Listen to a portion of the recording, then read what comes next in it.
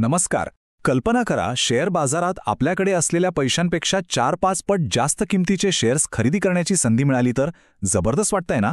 Margin trading facility म्हणजेच MTF बरोबर हेच शक्य करतं. पण थांबा, हे एक दुधारी शस्त्र आहे. तर आज आपण सोप्या भाषेत समजून घेऊया की ही MTF नक्की संधी आहे की धोका. तर आज आपण काय काय बघणार आहोत? सगळ्यात आधी MTFची ओळख करून घेऊया. मग ते नक्की कसं काम करतं हे एका उदाहरणाने समजावून घेऊ. त्यानंतर त्याचे फायदे आणि तोटे काय आहेत ते पाहू आणि शेवटी हे नक्की कोणासाठी योग्य आहे यावर बोलू. ह्यानंतर MTF बद्दल मनात कोणतीही शंका राहणार नाही. चला तर मग थेट मुद्द्यावर येऊया. सगळ्यात आधी हे मार्जिन ट्रेडिंग फॅसिलिटी किंवा MTF म्हणजे नेमका आहे तरी काय? एकदम सोप्या भाषेत सांगायचं झालं तर ही एक प्रकारची उधारी आहे. आपला ब्रोकर आपल्याला शेअर्स खरेदी करण्यासाठी कर्ज देतो. यामुळे होतं काय की आपली खरेदी करण्याची ताकद, ज्याला बाईंग पॉवर म्हणतात, ती अनेक पटींनी वाढते आणि आपण जास्त किमतीचे व्यवहार करू शकतो. ओके, ऐकायला हे थोडं किचकट वाटू शकतं, मान्य आहे. पण काळजी नसावी. हे प्रत्यक्षात कसं चालतं हे आपण एका अगदी सोप्या उदाहरणाने समजून घेऊया. तर बघा, ही सगळी प्रक्रिया फक्त 3 सोप्या स्टेप्समध्ये काम करते. पहिली म्हणजे आपली स्वतःची रक्कम, दुसरी ब्रोकरकडून मिळणारी उधारी आणि तिसरी या दोन्हींना मिळून तयार होणारी आपली एकूण खरेदी करण्याची ताकद. चला आपण असं समजूया की गुंतवणुकीसाठी आपल्याकडे 10,000 रुपये आहेत. ही झाली आपली मूळ रक्कम, आपलं भांडवल.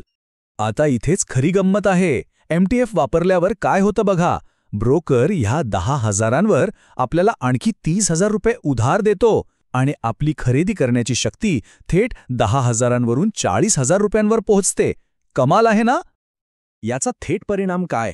समजा एका शेअरची किंमत 100 रुपये आहे, तर आधी जिथे फक्त 100 शेअर्स घेता आले असते, तिथे आता तब्बल 400 शेअर्स खरेदी करता येतात, म्हणजे चौपट खरेदी. पण थांबा, एक खूप महत्त्वाची गोष्ट आहे. ब्रोकरने दिलेले हे पैसे काही फुकट मिळत नाहीत. ही एक उधारी आहे, कर्ज आहे आणि साहजिकच यावर आपल्याला व्याज द्यावं लागतं.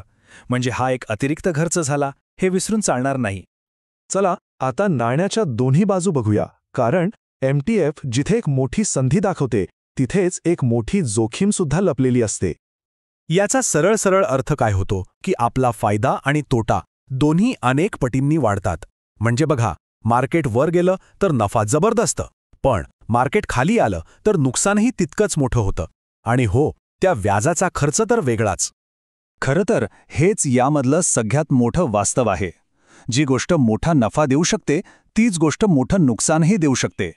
शेअरच्या किमतीत झालेली अगदी थोडीशी घसरणसुद्धा आपल्या मूळ गुंतवणुकीला मोठा फटका देऊ शकते.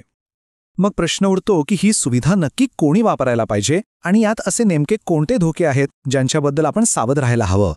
यामध्ये मुख्यत्वे 3 मोठे धोके आहेत. पहिला आहे मार्जिन कॉल. म्हणजे काय? तर शेअरची किंमत खूप खाली आली की ब्रोकर आपल्याला आणखी पैसे टाकायला सांगतो. दुसरा धोका आहे सक्तीची विक्री.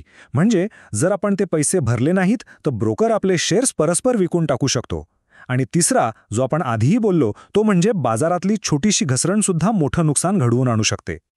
या सगळ्यावरून एक गोष्ट तर अगदी स्पष्ट होते. ही सुविधा शेअर बाजारात नवीन असलेल्यांसाठी नक्कीच नाही.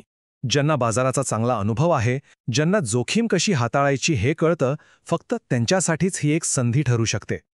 तर या सगळ्या माहितीनंतर सर्वात महत्त्वाचा प्रश्न स्वतःला विचारायचा आहे की मोठ्या नफ्याच्या अपेक्षेनं एवढी मोठी जोखीम घ्यायला मन तयार आहे का, यावर विचार करणं खूप गरजेचं आहे.